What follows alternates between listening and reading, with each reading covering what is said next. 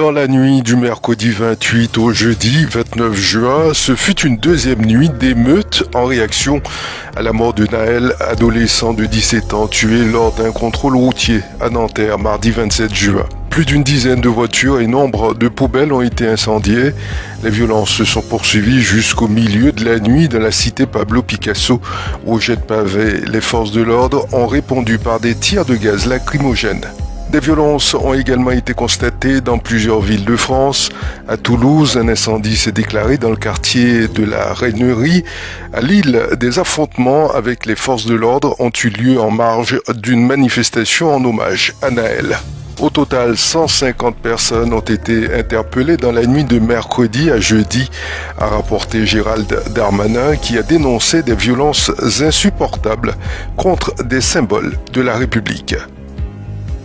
Pour garantir leur souveraineté alimentaire, les départements et régions ultramarins doivent d'abord régler la question du foncier agricole, grignoté par l'urbanisation et la protection environnementale.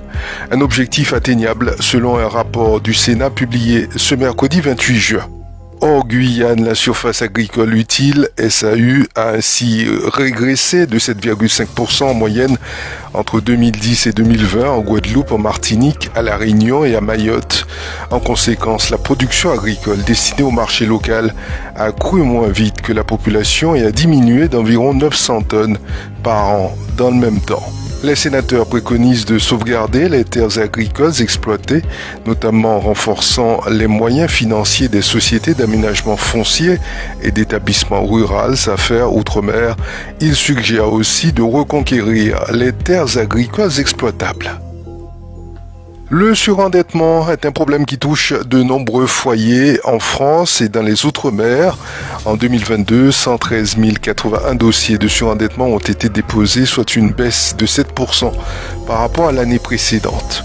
Cependant, 14 départements se trouvent au-dessus de la moyenne nationale, établie à 208 dossiers déposés pour 100 000 habitants. La Banque de France donne le détail de ces départements plus touchés dans son rapport publié le 26 juin 2023. Parmi ces départements, 4 appartiennent à la région des Hauts-de-France. Pour prévenir le surendettement, le gouvernement a mis en place en février 2023 un dispositif de prévention et d'accompagnement intitulé Aide Budget. Ce dispositif, actuellement testé dans 11 départements, vise à détecter de manière plus précoce les foyers en situation de fragilité financière.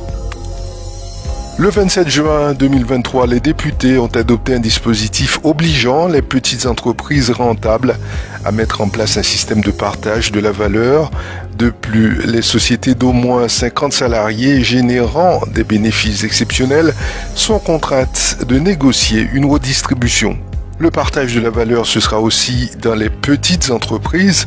Cette obligation s'inscrit parmi les mesures phares d'un projet de loi visant à transposer un accord national interprofessionnel conclu en février 2023 dernier entre 4 syndicats, à l'exception de la CGT et le patronat.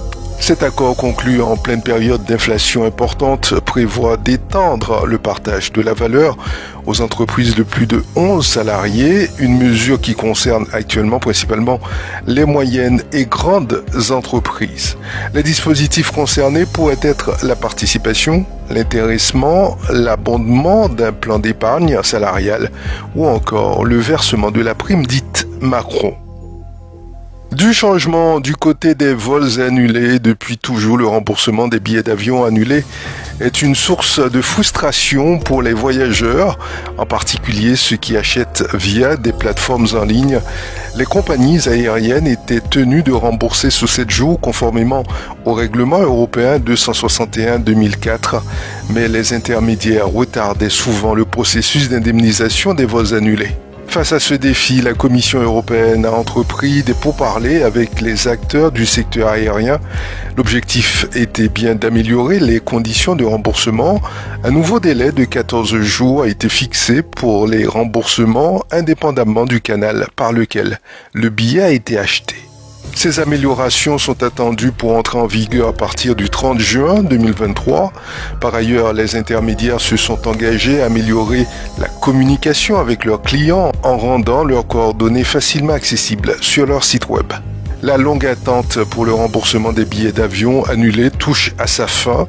Avec ces nouvelles réglementations, les voyageurs en Europe peuvent espérer une meilleure protection de leurs droits. C'est la fin de ce flash, je vous remercie de l'avoir suivi. J'aurai le plaisir de vous retrouver lundi prochain sur Radio Mayori.